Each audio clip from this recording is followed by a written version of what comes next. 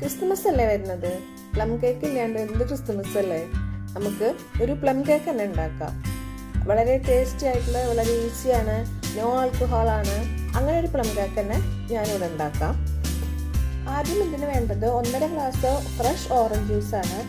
അത് വീട്ടിലുണ്ടാക്കാൻ ബുദ്ധിമുട്ടാണെന്നുണ്ടെങ്കിൽ സൂപ്പർ മാർക്കറ്റിൽ കിട്ടും. പിന്നെ കുറച്ച് ഡ്രൈ ഫ്രൂട്ട്സും നട്ട്സും എടുക്കാം. ഡ്രൈ ഫ്രൂട്ട്സിൽ ഞാൻ എടുത്തത് ഒരു 6 പ്രൂൺസ് ചെറുതാക്കി അരിഞ്ഞത് 1/2 കപ്പ് എടുത്തിട്ടുണ്ട്.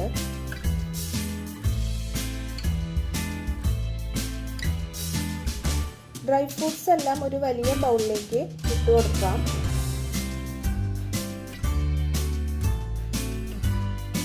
ഹാഫ് കപ്പ് ഡേറ്റ്സ് ചെറുതാക്കി അരിഞ്ഞത്, 1/2 കപ്പ് ചെറി ചെറുതാക്കി അരിഞ്ഞത്, 1/2 കപ്പ് റൈസിൻസ് 2 കളർ എടുത്തിട്ടുണ്ട്.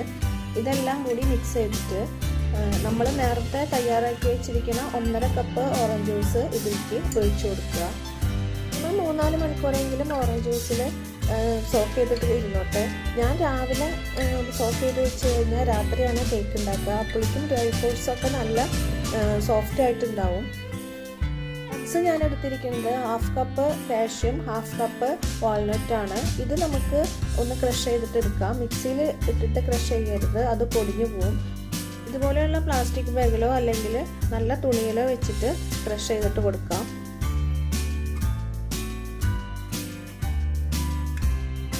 ഇത് നമുക്കൊരു ചെറിയ പ്ലേറ്റിലേക്ക് മാറ്റാം. ക്രഷ് ആവാത്ത നട്ട്സ് ഉണ്ടെന്നുണ്ടെങ്കിൽ കൈ കൊണ്ട് തന്നെ ഒന്ന് ക്രഷ് ചെയ്ത് കൊടുക്കാം. ഇതിലേക്ക് സ്പൈസസ് ആണ് ആവശ്യമുള്ളത്. അതിന് ഞാൻ ഒരു കഷ്ണം കറുവപ്പട്ട, 8 ഗ്രാമ്പൂ, ജാതിയുടെ ഒരു 1/2 പോർഷൻ എല്ലാം കൂടിയിട്ട് കുറച്ച് ഷുഗറിൽ പൊടിച്ചെടുക്കുക. ഈ ഷുഗർ ഒന്ന് കാരമലൈസ് ചെയ്യണം. അതിന് കട്ടിയുള്ള പാത്രം അടുപ്പത്ത് വെച്ചിട്ട് 1.5 കപ്പ് ബ്രൗൺ ഷുഗറാണ് ഞാൻ എടുത്തിരിക്കുന്നത്.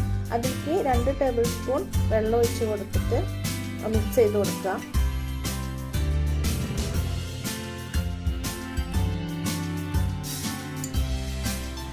ഇത് നല്ല ബ്രൗൺ കളറായിട്ടുണ്ട്. ഇനി ഇതിലേക്ക് ആഡ് ചെയ്യേണ്ടത് ബട്ടറാണ്. ഞാനിവിടെ 250 ഗ്രാം ബട്ടർ ആഡ് ചെയ്തിട്ടുണ്ട്. ബട്ടർ ഒന്ന് മെൽറ്റ് ആയിക്കോട്ടെ.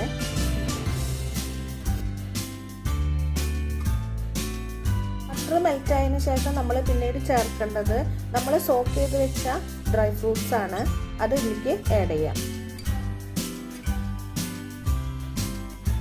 പിന്നെ ഞാൻ ഇതിലേക്ക് ചേർത്തത് 1/2 കപ്പ് ടൂട്ടി ഫ്രൂട്ടിയാണ്. പിന്നെ നമ്മൾ ക്രഷ് ചെയ്ത് വെച്ച നട്ട്സും ഇതിലേക്ക് ചേർക്കാം. എല്ലാം കൂടിയിട്ട് നന്നായി മിക്സ് ചെയ്യുക. നന്നായി തിളച്ചതിന് ശേഷം സ്റ്റവ് ഓഫ് ആക്കാം.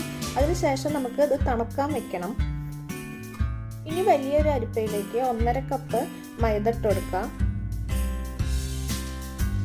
ഇതിൻ്റെ ഒപ്പം തന്നെ 1 table spoon baking powder, 1 teaspoon ചുക്കുപൊടി, പിന്നെ നമ്മൾ പൊടിച്ചു വെച്ചിരിക്കുന്ന സ്പൈസസ് എല്ലാം കൂടിയിട്ട് ഒന്ന് സേവ് ചെയ്ത് കൊടുക്കാം.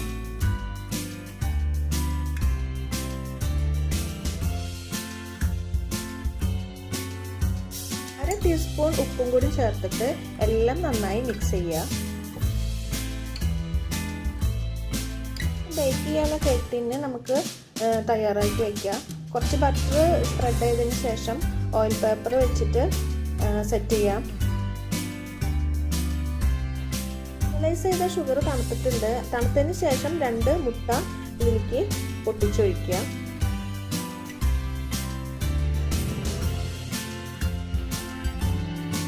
മുട്ട ആഡ് ചെയ്തതിന് ശേഷം വിസ്ക് ഉപയോഗിച്ചിട്ട് നന്നായി മിക്സ് ചെയ്യണം. നന്നായി മിക്സ് ആയിട്ട് വന്നിട്ടുണ്ട്. ഇതിലേക്ക് ഒരു 1/2 ടീസ്പൂൺ വാനില എസൻസ് ഒഴിച്ചു കൊടുക്കാം. അതും മിക്സ് ചെയ്യുക. ഇനി ഇതിലേക്ക് നേരത്തെ തയ്യാറാക്കി വെച്ച മൈദ ഇട്ട് കൊടുക്കാം. ഫുള്ള് ഇട്ട് കൊടുക്കരുത്, 2 ബാച്ചായിട്ട് ഇട്ട് കൊടുക്കുക. ഇത് ഇട്ട് കൊടുക്കുമ്പോൾ നമ്മൾ ശ്രദ്ധിക്കേണ്ടത് എന്താണെന്ന് വെച്ചാൽ നല്ല പ്രഷറിൽ കുത്തി ഇളക്കരുത്. ഇതേപോലെ 2 സൈഡിലേക്കും ഫോൾഡ് ചെയ്തിട്ട് കൊടുക്കാനേ പാടുള്ളൂ. അതുപോലെ കൂടുതൽ നേരം ഫോൾഡ് ചെയ്യാൻ പാടില്ല. അങ്ങനെ 2 ബാച്ചും നമ്മൾ മൈദ ഇട്ട് കൊടുത്തിട്ട് ഫോൾഡ് ചെയ്ത് കൊടുക്കുക.